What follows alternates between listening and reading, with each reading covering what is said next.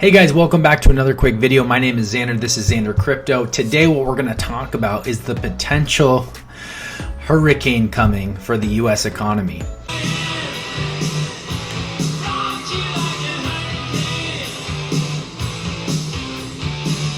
So, and I'm going to share a couple quick articles. I'll link to them. I'm not going to read the entire thing, so you can go check them out. But Jamie Dimon, okay, Jamie Dimon, some people call him Jamie Dimon, chief of the nation's biggest bank, JP Morgan. In case yesterday, there's a video trending that says, it's a hurricane. Right now it's kind of sunny. Things are doing fine. You know, everyone thinks the Fed can handle this. That hurricane is right out there down the road coming our way. We just don't know if it's a minor one or Superstorm Sandy or Sandy or Andrew or something like that. And it's you better brace yourself. Let's look at a few articles that may just kind of explain why that's coming. One of these articles right here, by the Motley Fool, more than a third of $250,000 earners live paycheck to paycheck. It goes on to say just 5% of Americans make this much money, et cetera, et cetera. It just goes into talk about how people are spending everything they make. Being a millennial, I can admit to spending more money sometimes than I should. You know, you do well, you work hard, you want to reward yourself. I like buying golf stuff. I had a conversation the other day, said, hey, you know, we're saving for a house. Probably not going to buy any more golf stuff, honey. And she, you know, she was happy about that. So that's thing number one, guys. So that's for people making $250,000 a year. Can you imagine people making $50,000 a year now that their gas costs have tripled, quadrupled since, the previous administration? Yeah, not good. And just a side note, when I've got a background in transportation, aviation, when you have fuel costs go up, combined with the amount of money printing we've done over the last 2 years, you're gonna have inflation. There's one thing I can guarantee is inflation, because the cost to transport everything you consume has tripled, and companies are just going to pass that on to the consumer. So that's what you're saying. So when you see Biden in the news say things like, oh, we can't just turn on a switch and make gas prices go down. No, but you can, with a stroke of a pen, you could open up the Keystone Pipeline, which obviously wouldn't happen overnight, but you could allow for offshore drilling. The Biden administration, Joe Biden, in the Democratic primary, which if you look at it in 2018 and compare it to what he looks like now, I really feel bad and semi-pity him, because he just looks like a shell of himself. But back then he said, I will end the fossil fuel industry. Well, guys, that's what he's done. And unfortunately, Americans are the ones paying for it. So before I get too wrapped up in politics, let's go to the next. Okay, here, mortgage application. Tomo lays off a third of its staff.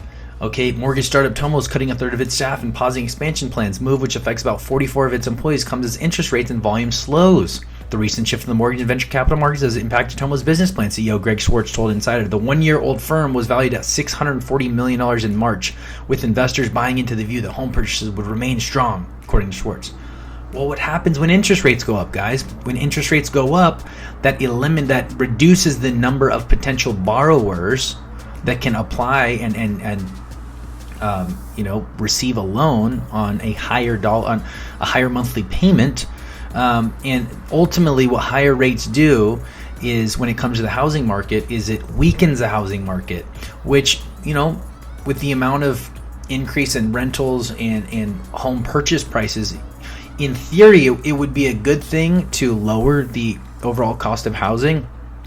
But what you will do as interest rates continue to rise is you will ultimately crush the American economy, because I want to say 60 or 70% of the average American's wealth is in their home. And so when interest rates go up, there's less people that can afford to potentially buy that home. There's less people that can buy that home. They're more likely to sell it for a lower amount. And this has a trickle effect, and the whole, the housing industry exploded, and now there's still a supply shortage. But the fact of the matter is, the higher the rates go, the less borrowers, the less purchasers there are going to be in the market. And then this article right here, we're talking about housing now, right? We're talking about transportation. Now I'm talking about the aviation industry. Airlines push to end COVID test rule. Airline and travel industry groups are pushing the White House to end COVID test requirements for vaccinated international travelers. Airlines for America and the U.S. Travel Association maintain the requirement no longer matches current risk and is having a chilling effect on the U.S. economy.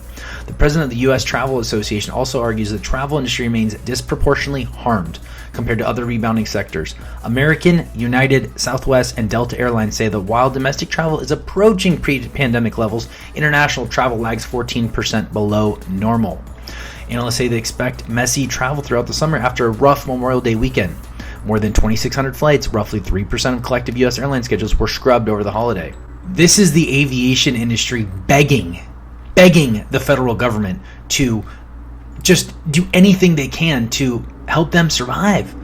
See, when you've got exploding gas prices, oil, you've got exploding aviation transportation costs, and a lot of people don't realize on these flights that go throughout the U.S. every day and international, there's freight that gets shipped on these planes.